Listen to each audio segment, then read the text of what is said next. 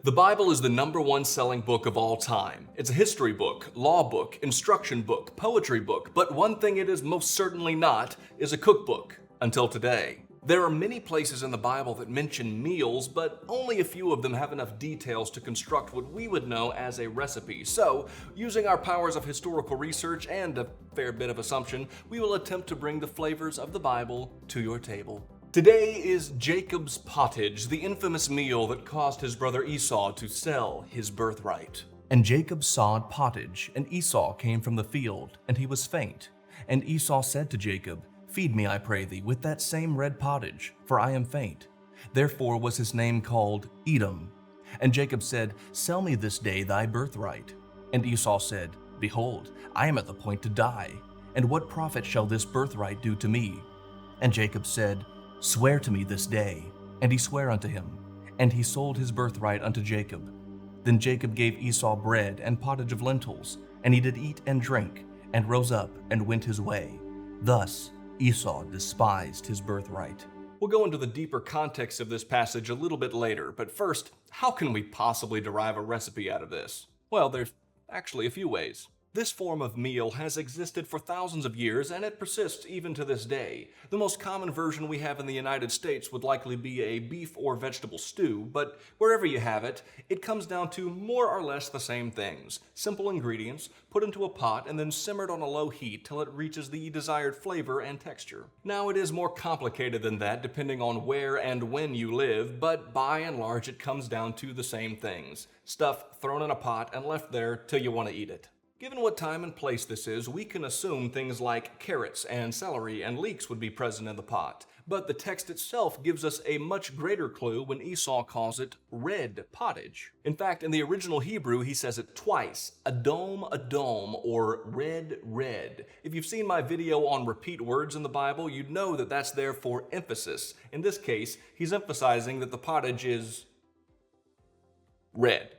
Also, the Hebrew word Adom should sound familiar because it's a form of the word Adam or Adam, which is, of course, the name of the first man. Many say that the pottage got its red color from red lentils, and others say beets. I chose red lentils because one time I got food poisoning after eating beets, and now I can't bear the thought of them. The Bible also straight up tells us it was a pottage of lentils, so yeah. Then, using our mighty powers of deduction, we'll put together more ingredients and spices that would be geographically and biblically correct. I think this is fair because the entire idea behind stews, soups, and pottage is that it's contingent on whatever you have available to you. So, when we take all of these ingredients and throw them together, will we have something worth selling our birthright over? To get started, get a cast iron pot that doesn't have a lid because you bought it at a thrift store because cast iron is stupid expensive. Then take a pound of lightly seasoned goat meat and brown it off in about 2 tablespoons of olive oil. Do not skip this step. Too many people put raw meat in boiling liquid like a pagan. Repent! Repent, I say! Goat could be considered a premium ingredient, but the house of Isaac wasn't exactly poor, so I think Jacob, being a man of culture, would have had some goat in his pottage. Once it's browned, take it out and then put in half of a diced onion or whatever feels good to you. I'm not being ultra specific because this is not an ultra specific dish. When the onions are cooked through, add 2 rough chopped carrots, 3 celery diced with the leaves, and 2 rough chopped leeks. We're leaving the celery leaves on to give it a more old-fashioned feel. Then mince some garlic. Some say put 1 clove, but that's utter nonsense, so put 4 cloves. Cover it with enough water so that it floats, stir all that together, and then add 1/4 cup of pearl barley and 2 cups of red lentils, 1½ teaspoon of cumin, 1/2 teaspoon of sumac, 1 teaspoon of hyssop, and 3 teaspoons of coriander. Oh yeah, and salt and pepper. Now, sumac is very red in color, so it could be a contributing factor to how Esau described the dish. Yeah, it's also really tart, even lemony, so be careful because this could easily overpower the entire taste of the dish. Hyssop, on the other hand, is different. It looks like hay, but it tastes like hay. But if you really chew it slowly and focus on the flavor, you start to get the more lighter notes of hay, and that's paired with the really bold and undeniable hayness of hay. It's really not that bad, it just Makes me feel like I shouldn't be eating it. Throw in a few bay leaves, reduce the heat to a simmer, and then cover it with a lid that doesn't match the pot you bought. Check it every 30 minutes or so, tasting, adding water, adding salt if necessary. Just keep an eye on it. While we wait, let's go into the context of this passage. There was more than a little rivalry between Esau and Jacob. Talking about Esau, God said that the elder would serve the younger, talking about Jacob. Now this didn't sit well with Esau, but God is God, so what are you going to do? And then, oh, wait a minute, go put the goat back in the pot.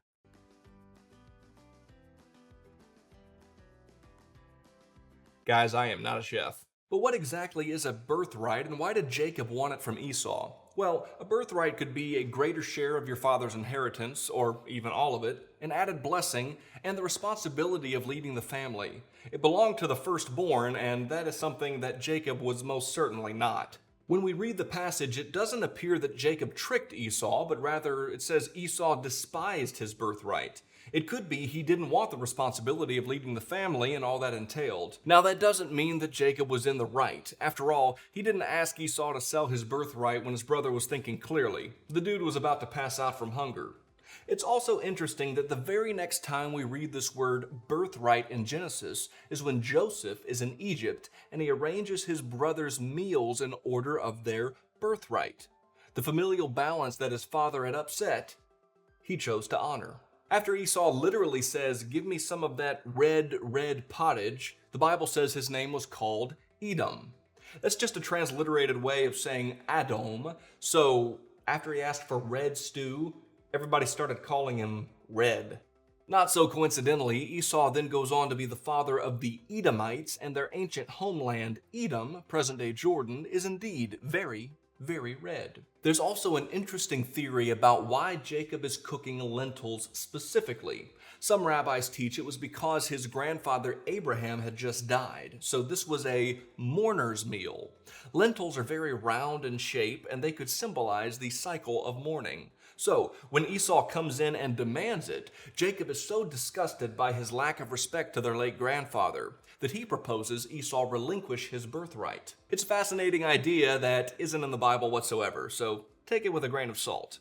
Also, be sure to add salt to your pottage if needed. Now, another food that Esau receives as a part of his meal is bread, so we're going to make an ancient form of that right now. It's literally just barley flour and water. Mix that together, let it relax a little bit, then form them into something like flatbreads, put a little olive oil in a pan, and then cook them till they are brown and crisp on both sides. Maybe sprinkle a little salt on top. Once the flatbreads and the pottage are ready, let's dish it all out and give it a taste.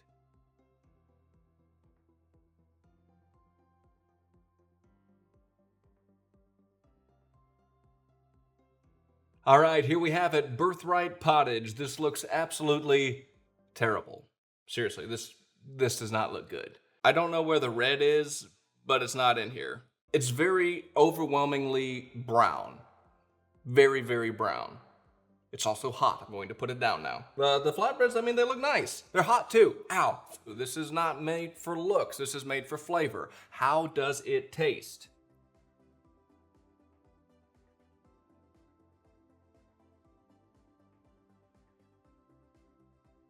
It tastes brown. It's very basic. And this is a very basic dish. I have some goat right here, which you can't really tell because it's brown just like everything else. The goat is very good. It's very fall apart, very tender. This was on for 2 hours, so really, that's really good. What about the bread? Okay, it's still hot.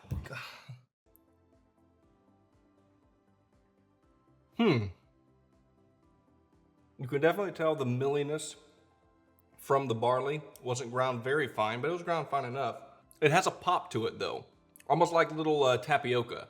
If I've been hunting all day long and not had food all day, this would really hit the spot. Like if you like earthy food, really earthy food, the lentils are really coming through. What they lack in color, they make up for in dirt taste. I'm putting you on. It's actually not that bad at all. I could quite enjoy this, especially if it was cold outside. If I was really hungry, this would be really, really good. I think definitely worth selling my birthright over. That's mainly because I'm a middle child, so it's not like I have anything coming to me anyway. But I think this is worth trying, if for no other reason than maybe, just maybe, it gets you a little closer to the time or puts you in the mindset of what people ate in the Bible. And it's a really interesting way of thinking about that passage that you read next time you read it. If you read it. You should read it. It's a good read. And I gotta say, for never doing a cooking video before, I did pretty good. I mean, it was flawless. No, it wasn't. My quantities were all over the place. Whenever I put in 2 leeks, that was 1 leek too many, so I actually had to take a leek out. I was constantly putting in more sumac because I was trying to balance out the lentil taste because I had put way too many lentils. I thought this recipe was pretty well researched. Turns out there's more to it than just the balance of flavors. There's also like how much room is in your pot and the quantities. And then I also made a pretty bad mistake with these flatbread. I thought the ratio was 2 cups of water, and I said that. Guys, don't put 2 cups of water. That's way too much. I probably would have started with 1/4 of a cup of water to 1 cup of flour and then worked my way up from there. I essentially made barley soup and had to add a thickening agent. The only thickening agent I had nearby was pancake batter. So these are not authentic even a little bit. But all in all, I'm glad I did this. I really am. This was a lot of fun, and I think you should do it too. Maybe for your Sunday school class or your church potluck, but set your expectations. This is not a Louisiana gumbo. And if you're interested in me messing up more recipes from the Bible, maybe give some recommendations down below of something you'd like me to research and see if we can come up with maybe something in the ballpark of potentially what it might have been. But not Ezekiel bread. Not doing that. Thank you so very much for watching. We hope that you enjoyed it. I sure did. I hope you learned something. I sure did. Like, it's hard to cook and film a video at the same time. Leave a comment down below telling us what you thought. Subscribe and maybe we can get monetized and pay for all these very expensive ingredients that we just bought. And be sure to watch for a new video in the future. Goodbye.